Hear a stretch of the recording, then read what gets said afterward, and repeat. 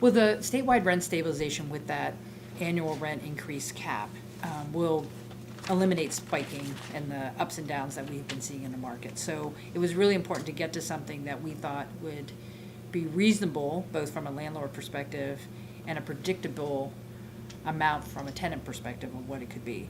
In terms of the 7% plus CPI, on the CPI side, I think there was some sense that you do have inflationary costs that you have to take into account.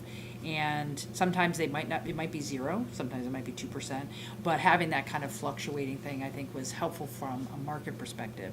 And the way the bill is written is, once a year, the state would be saying, here's your number, 7%, and here's what CPI is. So it's a good, I think, public awareness marker about what rents should look like in the coming year for renters to know.